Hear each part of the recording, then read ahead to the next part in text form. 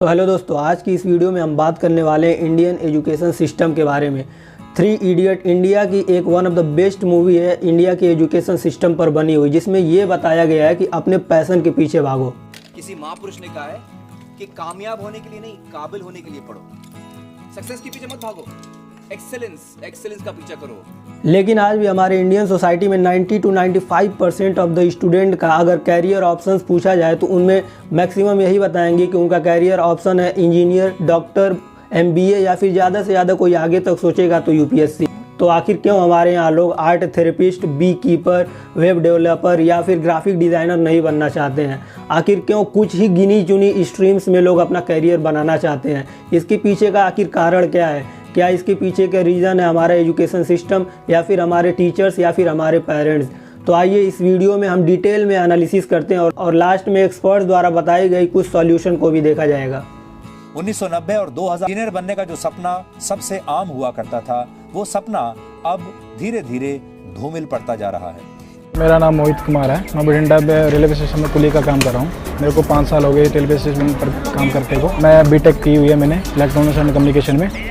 कुछ रिपोर्ट्स ने ये प्रूव किया है कि एक इंडियन ऑन एन एवरेज 5 घंटा स्क्रीन पर बिताता है, जिसमें टेलीविज़न हो सकता है या फिर लैपटॉप या फिर मोबाइल हो सकता है। जिसमें हम पहले बात करेंगे टेलीविज़न के न्यूज़ चैनल्स की। तो अगर न्यूज़ चैनल्स के न्यूज़ की देखें तो सारी उनकी न्यूज़ 4 टॉपिक्स के चारों तरफ घूमती हुई नजर आती है, जिसमें पहला होता है पॉलिटिक्स, दूसरा बॉलीवुड, तीसरा स्पोर्ट्स या फिर चौथा क्राइम। हालांकि हमारे इंडिया में पिछले कुछ सालों में कई प्रेस्टीजियस अवार्ड्स आए हैं लिटरेचर में, मैथमेटिक्स में, फोटोग्राफी में। जैसे अगर हम एक एग्जांपल के तौर पर देखें तो गीतांजलि जी की जो नॉवेल थी रेत समाधि, उस पर उन्हें बुकर्स प्राइज़ दिया गया था।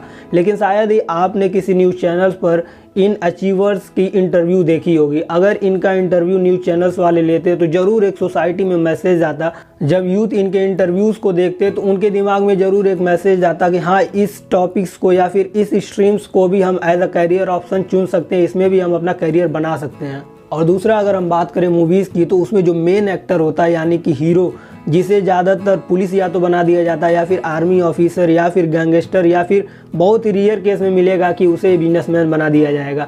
और थ्री इडियट और छिछोरे जैसी मूवियाँ तो एक्सेप्शन है। और तीसरा फैक्टर हमारे पेरेंट्स होते हैं इंजीनियरिंग, डॉक्टर या फिर किसी गवर्नमेंट जॉब को एज अ कैरियर ऑप्शन ही चूज करने के लिए।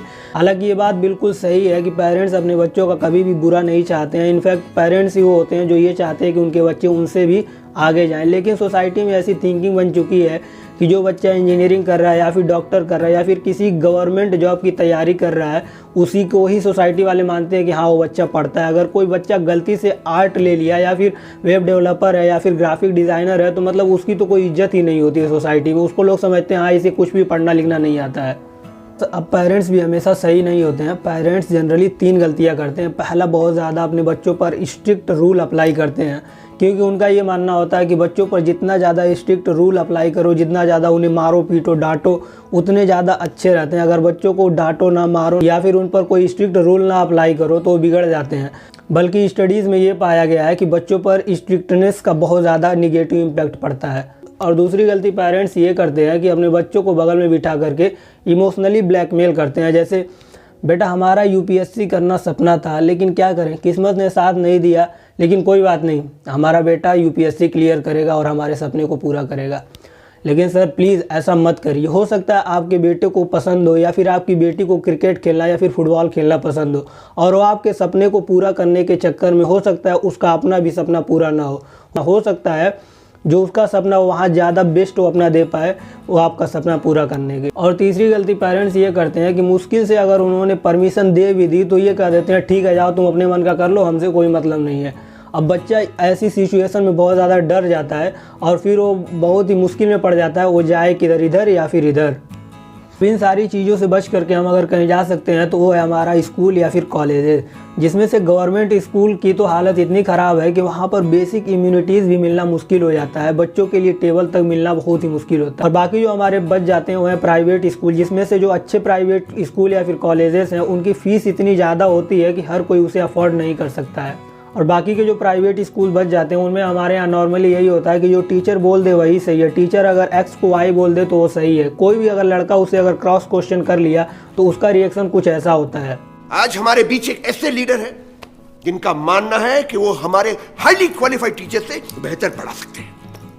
तो आज प्रोफेसर रणछोड़ दास छाछड़ हमें इंजीनियरिंग सिखाए। अब टीचर हर तरह से उस बच्चे को गलत साबित करने की कोशिश करेगा, उसकी बेइज्जती करेगा, उसको जलील करेगा, ताकि दोबारा हिम्मत ही ना हो उसको कि वो क्रॉस क्वेश्चन कर सके। अब यहाँ मुझे एक लीजेंडरी टीचर खान सर याद आते हैं। जब वो संदीप माहेश्वरी शो में गए थे तो उन्होंने ये कहा था, टीचर की रिस्पॉन्सिबिलिटी है वो पढ़ा के चला जाए। टीचर की रिस्पॉन्सिबिलिटी यहाँ खत्म नहीं हो जाती। पढ़ाना तो कोई भी पढ़ा सकता है, टीचर की इससे बड़ी रिस्पॉन्सिबिलिटी होती है उसे समझाना। वो समझा कि नहीं समझा। अगर लड़का आपके समझाने के बाद डाउट रह गया तो ये आपकी गलती है। अब एक बार के लिए अगर मान लो टीचर और पेरेंट्स दोनों ही सपोर्टिंग हैं तो यहाँ पर हमारी एजुकेशन पॉलिसी में जो फ्लॉप्स हैं वो बीच में आ जाते हैं। जैसे कि हमारे एजुकेशन पॉलिसी में ज़्यादातर थ्योरेटिकल ज्ञान भरा हुआ है, प्रैक्टिकल ज्ञान की बात ही नहीं की गई है। जैसे स्कूल में टीचर मनी से रिलेटेड मैथमेटिक्स तो पढ़ाएगा, लेकिन पैसा कमाते कैसे हैं लाइफ में, पैसा बनाते कैसे हैं, ये नहीं बताएगा। टीचर जियोग्राफी तो पढ़ाएगा स्कूल में, लेकिन जियोलॉजिस्ट की क्या इंपॉर्टेंस है सोसाइटी में, ये नहीं बताएगा। हालांकि दिल्ली की कुछ स्कूलों में एंटरप्रेन्योरशिप पर कुछ क्लासेस ली जा रही हैं, लेकिन ये बहुत बड़े लेवल पर अभी नहीं शुरू हुआ है। तो फाइनली अब हम आ जाते हैं सॉल्यूशन वाले सेक्शन में।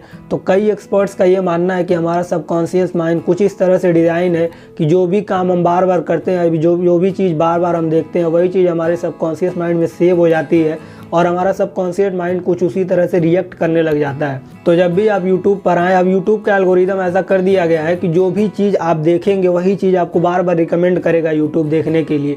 तो थोड़ा सा आप एफर्ट डाल करके सर्च कर लीजिए, क्योंकि YouTube पर कई सारे ऐसे फ्री कोर्सेज चलते हैं जैसे graphic designer, web developer, app developer. तो इनसे आप अपनी स्किल्स को डेवलप कर सकते हैं बिल्कुल फ्री ऑफ कॉस्ट। और अगर आप नेटफ्लिक्स पर सीरीज़ देखते हैं तो उसमें आप हिस्ट्री, जियोग्राफी, पॉलिटी, रिलीजन से रिलेटेड डॉक्यूमेंट्रीज देख सकते हैं। बहुत ही अच्छी अच्छी डॉक्यूमेंट्रीज नेटफ्लिक्स पर पड़ी हुई हैं।